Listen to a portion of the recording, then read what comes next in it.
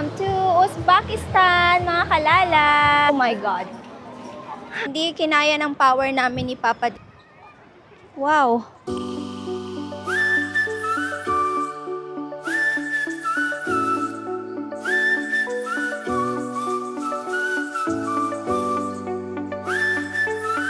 Welcome to Uzbekistan, mga kalalabs! Nandito tayo sa Uzbekistan, Tashkent. So ito yung first stop natin dito sa Uzbekistan, Tashkent. Bali, 2 nights kami dito and 2 days. And then, next will be sa Samarkand. And ang first stop natin dito sa Tashkent is Sulmon or Sulman. As you can see, mga kalalabs, ang daming tao. This is like all restaurant, cafe, and then shopping area. And tingnan nyo naman yung tubig, sobrang lakas ng agos niya. And it's very lively, especially sa gabi, kasi sa umaga or sa tanghali, walang katao-tao kasi sobrang init po dito sa Tashkent. Alam nyo ba, mga kalalabs, hindi ko in-imagine na ganito yung madadatnan ko dito sa Tashkent. Like, in-imagine ko talaga na kung gaano katahimik ang Almaty, ganun din katahimik dito sa Tashkent. So, na-amaze lang ako, especially doon sa area kung saan kami naka-stay. So, yung area na yon ipapakita ko din sa inyo mamaya after dito. Pero after ng ating pamamasyal dito sa Sulmon, pupunta tayo sa Magic Park nila. Maganda din siya, para siyang Disneyland ng Tashkent. So, ang napansin ko lang dito sa area ng Sulmon or Sulman, mga kalalabs, is yung mga pagkain dito, mga fast food.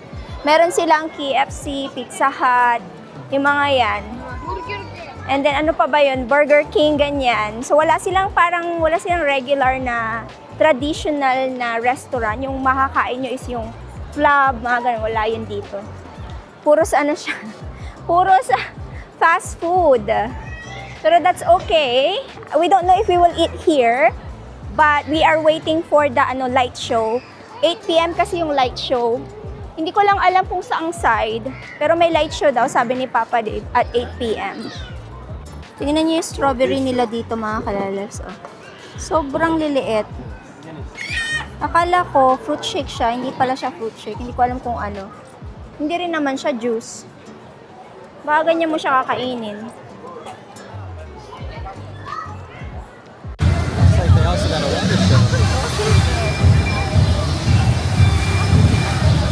Baby shark? Baby sharks.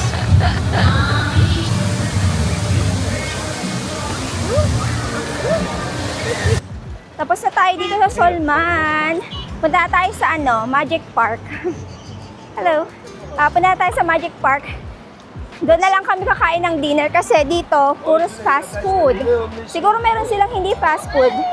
Kaso nga lang, wala kami nagustuhan ni Papa Dave. So, try natin sa Magic Park. Welcome to Magic City.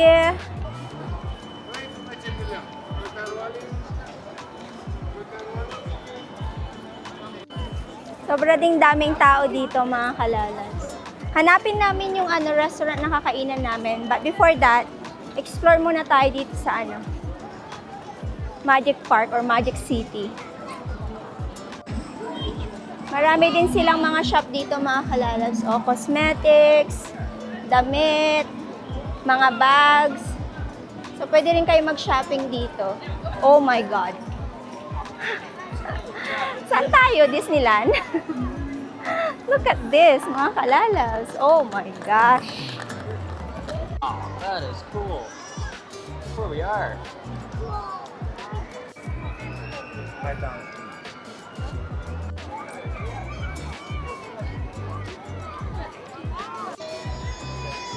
Ganda talaga, oh mga kalalas.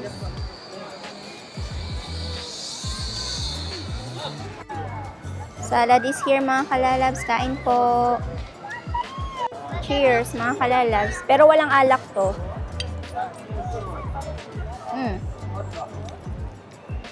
I think yung dito, hindi sila, parang yung mga restaurant, baka hindi sila nagbebenta ng alcohol. I think so. Siguro may mga bar sila dito na nagsiserve or nagbebenta ng ng alak. But this restaurant is not. This is mojito pero ano siya, no alcohol.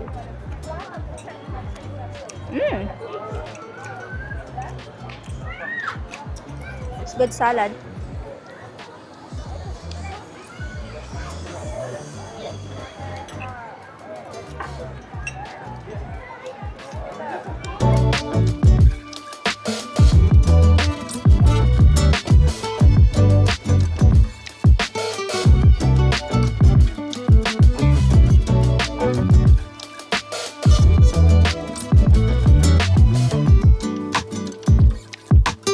Satisfied yung dinner namin mga kalalabs with the view. And then meron pa silang water fountain na show. Sobrang ganda. And ngayon, ikot-ikot lang kami dito and then we are going back to our hotel na. Kasi may work pa kami. And it's almost 10 p.m. We're gonna go So, where is that? I guess we go outside and then that way. Let's Okay. go see, maybe this way. Yeah, okay. This way. So, malaki tong area na to, no, mga kalalabs. You can come here, hang out for many hours. There's a lot of place. Instagrammable siya. Sobrang ano lang talaga siya. Nakaka-amaze. Kasi, we didn't expect this. Like, paulit-ulit ko siya sasabihin kasi may ma-amaze pa kayo. Wow. O, diba? Every sulok ng pupuntahan nyo sa Magic Park na to is wow. Yan, dito sa may likodan ko ha. Or this one, yan, it's colorful wall lights. And then, sa harapan natin, tingnan nyo to mga kalalas. Oh. Ang dami mga bata, mga nanay na nag-hangout dito. And hindi ito yung ano ha, yung mass na gusto kong makita. Pero maganda rin na ma-experience siya, na makita siya sa gabi. Hindi ko lang alam kung anong tawag dito. Pero sa summer camp, makakita tayo ng ganito na sobrang magical. Pero dito rin sa Tashkent, pero hindi ko lang alam kung mapupuntahan namin ni Papa Dib yun tomorrow. Good morning, beautiful Tashkent, Uzbekistan. The next day, vlog tayo mga kalalabs. So kagabi, na-enjoy natin yung Solman, tapos yung Magic City nila. And tingnan nyo naman tong area kung saan kami naglalakad. Dito kami naka-stay sa Holiday Inn. And this is the park that I wanted to show to all of you tonight as well kasi maganda siya. Hindi ko na siya naipakita kagabi kasi nagmamadali kami ni Papa Di, may trabaho kami and it's 10 p.m. or 10:30. Nakatulog na kami ng mga around 11:30, something like that. So, look at this place. Tingnan nyo mga kalalabs. Mainit na. It's already, I think, what time is it? 9? 9 na. Supposed to be, malamig kanina, 7 a.m. ganyan. Pero, yun nga, late na rin kaming lumabas dahil nga marami tayong tinatapos. But, let's enjoy this place na grabe, unexpected na ganito ang Uzbekistan. Iba talaga sa ini-imagine ko. Like, wow, nakakagulat siya. Ang first stop natin today, we are going to try to ride the train station or train station. Try nating i-check out yung kanilang train station kasi yun yung madalas na ginagawa dito sa Uzbekistan. Train station, mas like malls, and some other stuff like flav. Ganon, yung mga traditional food nila. So, yeah. And then we are going to that hotel as well here in Uzbekistan. Yung nila, yung kakaiba kasing hotel yun eh. Like, what do you call that hotel, lab? What?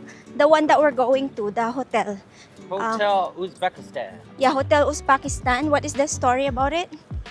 You don't know? It's an old Soviet hotel with amazing Soviet architecture. Yeah, so pupunta rin tayo doon.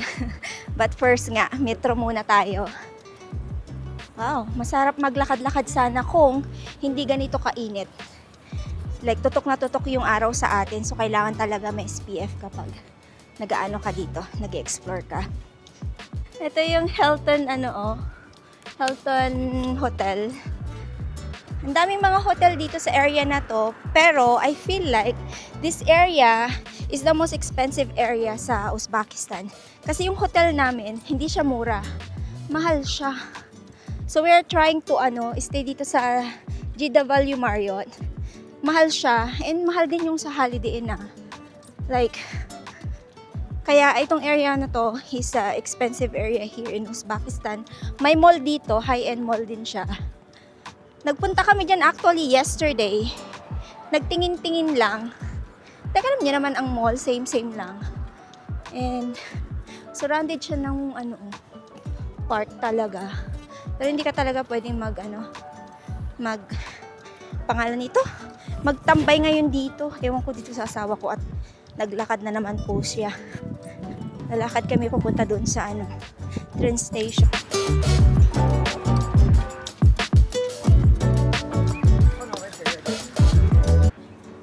Kami lang po yung tao na nagtsatsagang maglakad sa init ng araw. Wala pong tao dito. It's empty. Kaloka. Kasi nga dahil mura ang dito, Yandex. They use Yandex all the time. It's $1, $2. Pero dahil kahit mura, pag ang asawa mo ay mahilig maglakad, sorry ka na lang. But we're here at the metro. Papasok tayo dyan. Okay. Whew. Okay, this is Uzbekistan station. Okay. Hello? Is anybody here? Parang walang mga tao dito. Nangyari. Parang nasanay ka sa maraming tao ngayon, parang wala. Is this the entrance going to the QR ticket? Oh, okay. Pasok lang kami. So, andito na tayo sa may train station. And, ang gamit nyo para magbayad ng ticket is your visa. So, it's very nice kasi hindi mo na kailangang bumili ng ticket. It's just that you tap your visa or MasterCard. Kunti lang talaga ang gumagamit ng nila dito. Train nila. Or yung mga nandito is yung kagaya namin na mag-explore lang sa train station kasi gusto nating makita yung kakaibang train station nila.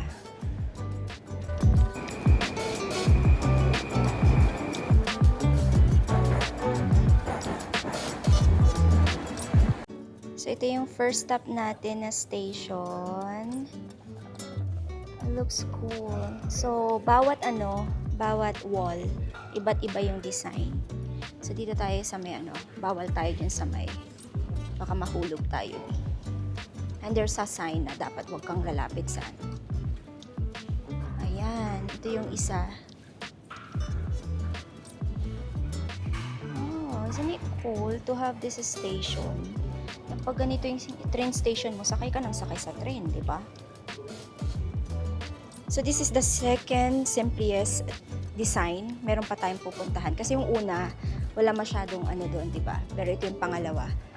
So let's see kung ano pa yung makikita natin sa next station. Wow, mga kalalaw. So, beautiful, beautiful architecture.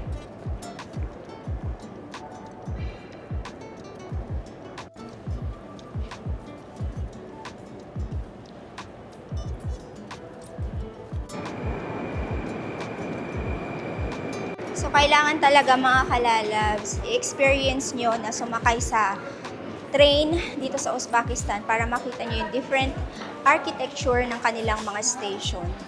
Sobrang nakaka-amaze lang. So, every station different. So, may mga station sila na walang tao, may mga station sila na sobrang busy.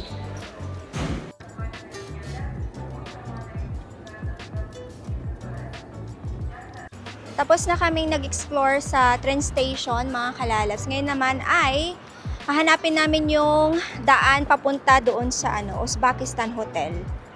Sobrang na-amaze ako sa mga train station architecture nila dito sa Uzbekistan. And napakamura lang ng ticket, 21 cents. O diba? Hindi ka nalalabas ng train, transfer ka na lang kung anong station yung gusto mong makita. Isa pa sa na-amaze ako dito sa Uzbekistan mga kalabs is yung cleanliness din nila. Sobrang linis ng city.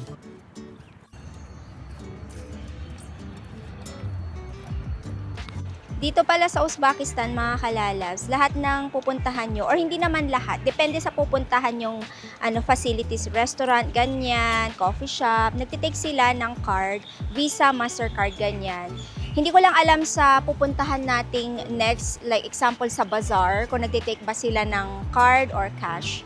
So, depende kung ano yung gagawin nyo dito sa Uzbekistan. So, ayaw kasi naming mag-withdraw ng pera. So, as much as possible, like card yung gusto namin gamitin para hindi kami ma-stuck sa yung like currency nila sa iba't ibang lugar na pinupuntahan namin. Look at the name of the coffee shop or restaurant. Butabaka. Butabaka. It's really nice. Oh, it's clean. It's very clean here. Sana, dun sa bazaar is mag-take sila ng card kasi gusto kong itry yung doon sa nila, sa market, yung kakain ka ng lunch doon. Tapos makikita mo yung mga mga local nagluluto ng ng pagkain sa basta it's kind of like a barbecue place. Yun yung gusto ko sanang itry, pero kung walang depende na lang. But first, maglalakad kami papunta dun sa coffee shop na nakita namin. We will have our coffee first and then after that, Uzbekistan Hotel and then after that, I think Bazaar or Mas. Di natin alam kung ano yung mauuna. By the way mga kalalabs, kailangan mo din talagang may cash dito kasi especially kung gagamit ka ng public washroom. Kasi yung public washroom nila may bayad. Di ba sa Pilipinas merong ganon, yung magbibigay ka ng sa mga bus station, ganon. Ganon din dito. So sa train station kanina, gagamit sana ako ng bathroom. Kaso nga lang, may bayad. Wala kaming cash. And this one also, yung sa may park nila, may bayad din, 5,000 some. So like equivalent of, how much is that, love? Less than, I don't think it's that expensive. that's expensive, 5,000. Maybe, I don't know. Why they need to charge for a public? Unless that's a small bill or something. Yeah, I don't know. 5,000 it says. Maybe they don't have 2,000 bills. Yeah, sa Pinas kasi 'di ba 10 peso? 10 peso ba 'yon? Nung last na uwi ko 10 peso or depende kung anong gagawin mo. Iihi or magbabawas depende sa things you do. May bayad. 5 peso ihi, 10 piso pag magbabawas. Kalo, kabi. But that's okay. We are going to the coffee shop. Doon na lang kami magagamit ng CR. Tapos na kami nagkape, mga kalalabs. Dito kami nagkape, oh. Shabby ang pangalan. Nag-order lang ako ng iced coffee. Tapos si Papa Dave, flat white coffee. And I think, kakain kami ng lunch sa bazaar. I just don't know. How's the we ordered this dessert, mga kalalabs, na meron siyang na surround siya ng wafer or something like that, and then waffle. Tapos meron siyang dulce de leche and peanuts. It's really good actually. So pupunta na tayo maglalakad kami papunta sa sa Hotel Uzbekistan. Kasi I think malapit lang naman siya. And the good thing is, dito, pag naglalakad ka, merong mga puno. Doon sa area kung saan kami nag-i-stay, mahirap maglakad doon ng alam mo yun. Kasi sobrang yung bounce ng init, di ba yung sa semento, tapos magbabounce yung init. Like, sobrang init talaga, hindi mo siya kaya. Pero here, in this area, may hotel din pala dito sa area na to, mga kalalabs. And you can stay here better kasi nakasurround siya ng park and puno-puno. So, hindi siya masyadong mainit. Ito yung Hotel Uzbekistan. Oh, wow. Ang daming dito, mga kalalabs. Mga tour buses. Ayan, oh, nasa harapan niya. Kasi, pag pupunta kayo dito sa Uzbekistan, you must see this as well.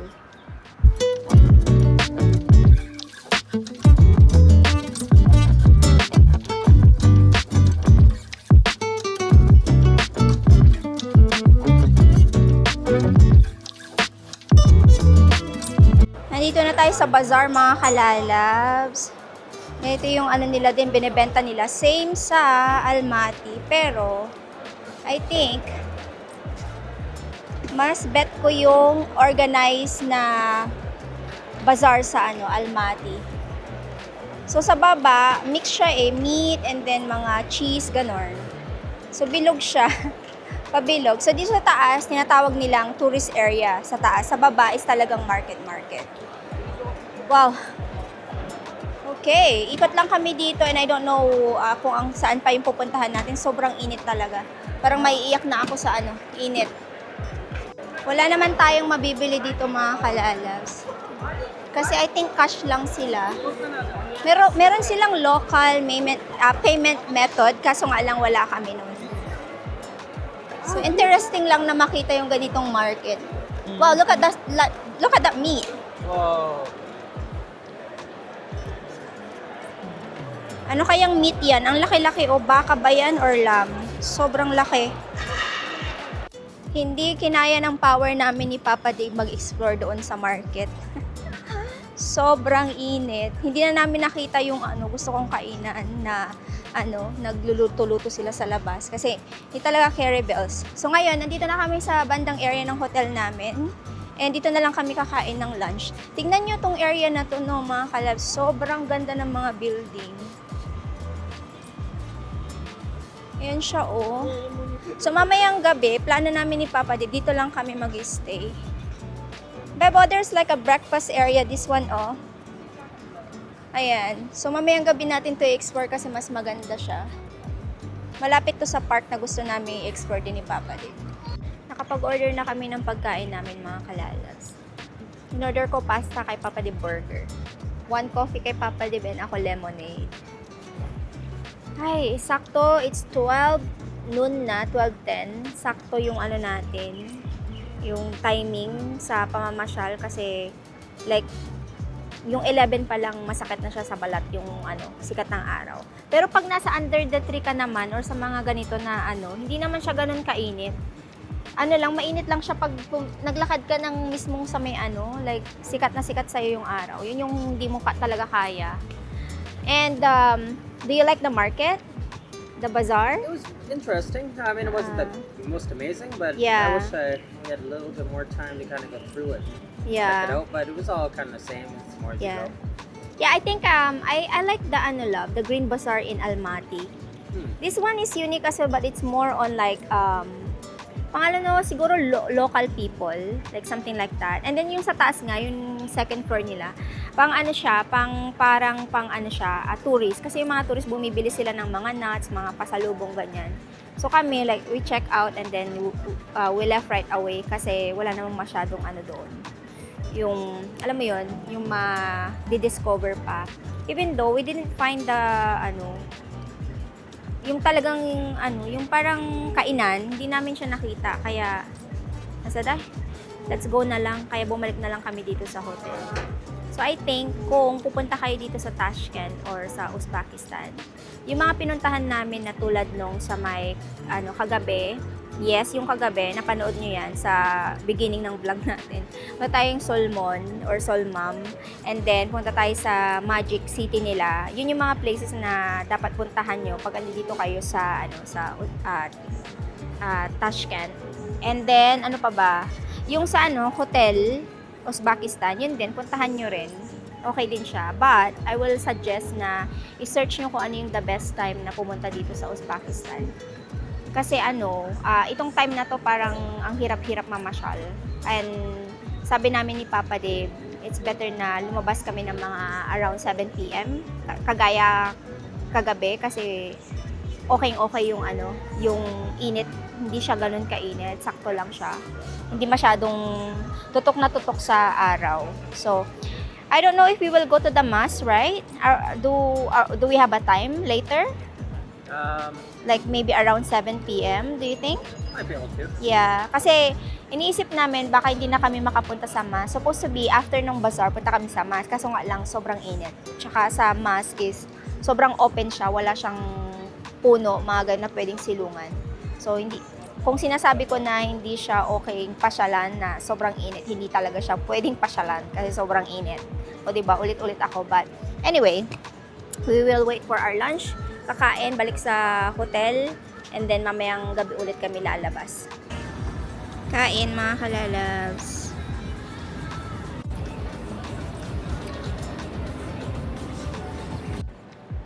Tingnan nyo naman yung mga expensive brand mga kalalabs. Oh my God. Samira luxury bag. Tapos yung mga luggage nila, andyan lang. Ang tanong, for sure original yan, no? Sana. Kaya sa amin nyo dyan, Samira luxury bags. Gandang gabi na ulit mga kalalabs. Last night natin dito sa Tashkent. And alam nyo ba, kahit saang sulok ka pumunta dito sa Tashkent or Uzbekistan, ma-amaze ka. Tingnan nyo naman tong pa-view na nasa harapan ko.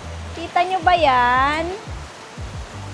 Parang ang perfect ng life nila dito. Like, wow. Yung mga nadaanan namin, mga restaurant siya, mga kalalabs. Ang daming restaurant na nakapalibot dito sa na to. Hindi ko alam kung mga apartment ba to or what. Or hotel. Pero, wow. Para siyang Europe. It looks so amazing. Ang laki nito, hanggang doon sa dulo. Kita nyo ba yan? Oh my God. Mamaya maganda dito kasi yung ilaw. Sisindihan nila. And then, meron silang pa-fountain show mamaya. I think, hindi ko lang alam kung anong oras. Siguro mga 8 p.m. pag nag-dark na. Ay, dumilim na. Kasi 7 p.m. to pero may araw pa rin. So, ikot-ikot lang kami saglit ni Papa dito. Explore lang namin siya. Sobrang ganda dito, mga kalalabs. Kung meron kayong chance na makapag-travel dito sa Uzbekistan, mga kalalabs, try nyo pumunta. Maganda siya. Tapos, ang pangalan nito, hindi talaga ako makapaniwala na ganito yung lugar na to. Uzbekistan. Yung iniisip ko mali, iba talaga yung nasa imagination ko. Pero look at around mga kalalabs, Like, 'di ba? Wow. Love talaga nila ang dito, water fountain show. Look at that. Mamaya mas maganda siya kasi yung ilaw, makikita nyo. Wow! Oh my.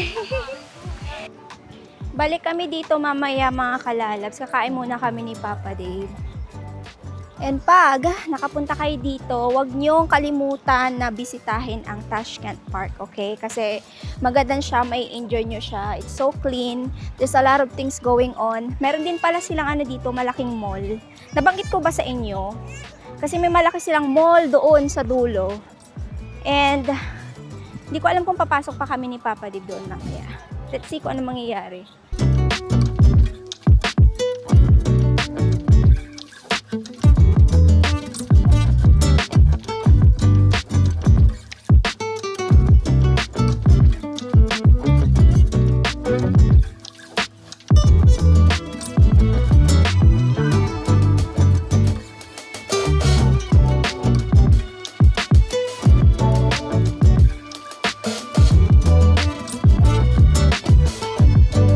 What a beautiful restaurant, mga kalalabs.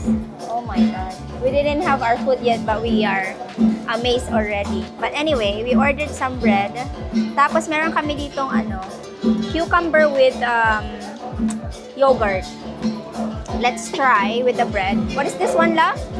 Hindi ko alam kung ano to. But, let's try that. Marami pa kami in order, mga kalalabs.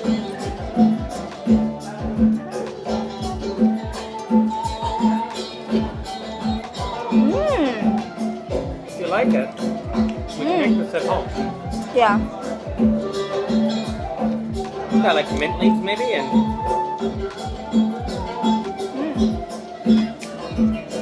I love the bread. Soft. Nice. So meron kaming in order na samsa. So beef and then spinach.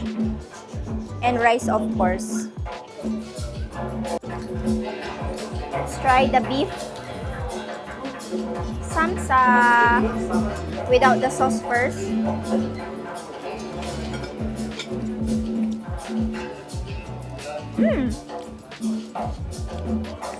Tastes like samosa.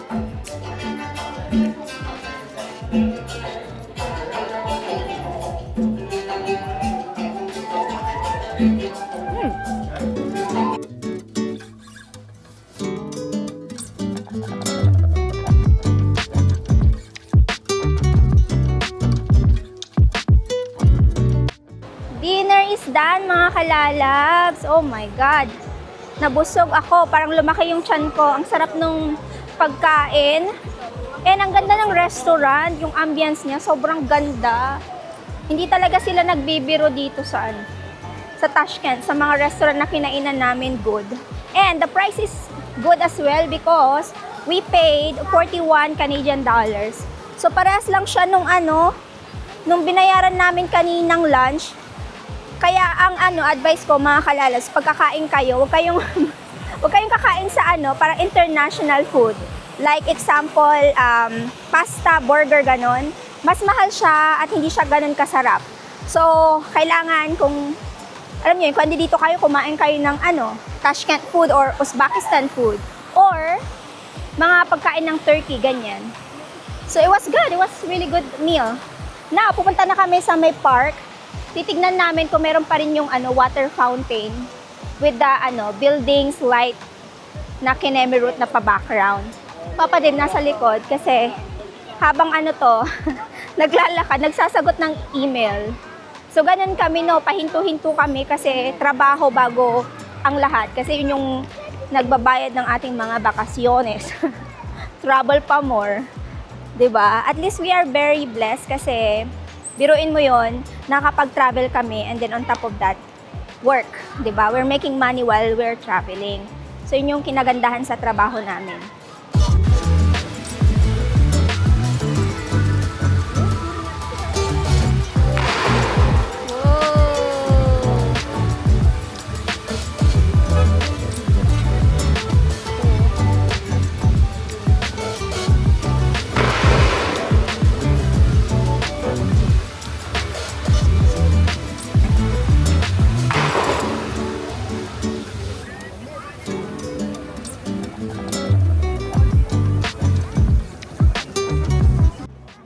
Pabalik na kami sa hotel, mga kalalabs.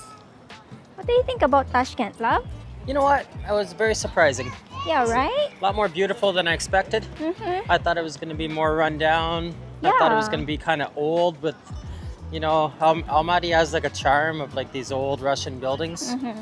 And I thought it was going to be same, Yeah, I know. That's what I'm thinking too. but not at all. Not at all. Like, it's kind of like, wow. Modern. Modern, clean, Mhm. food is good, Food is price good. price is good. Like, alam niyo yon, transportation, food, lahat mura. Mas mura pa kung pupunta kayo sa ibang place ng ng And this is the Uzbekistan. non-touristy area. Yeah. So tomorrow we're going to go where all the tourists go. Yeah, Samarkand. Punta tayo ng Samarkand tomorrow, mga kalalas. Magte-take kami ng train papunta doon. So 2 hours lang naman yung train.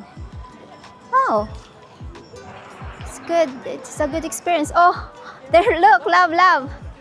We're impatient. Kailangan na kasi namin bumalik ng hotel. May trabaho kaming tatapusin.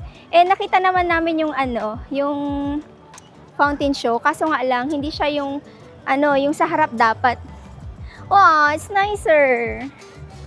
Feels like it's more fun. Look. It's more light. Aww. Aww. You can go. You're safe. Aww.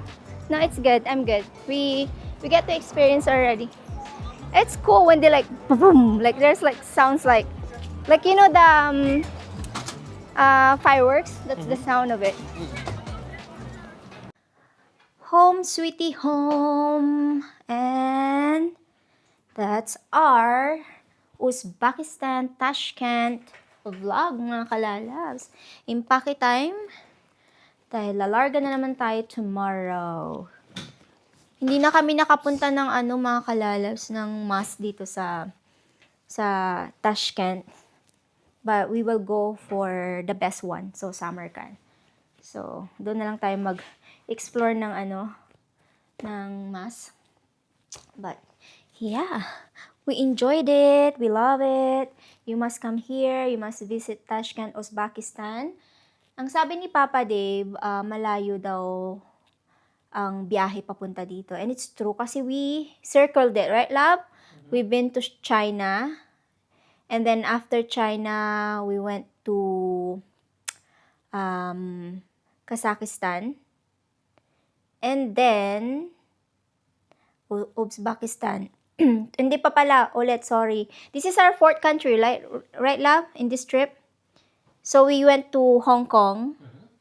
Yung Hong Kong stopover lang naman yun. Hong Kong, and then China, and then Kazakhstan. Kazakhstan. Is that the right pronunciation?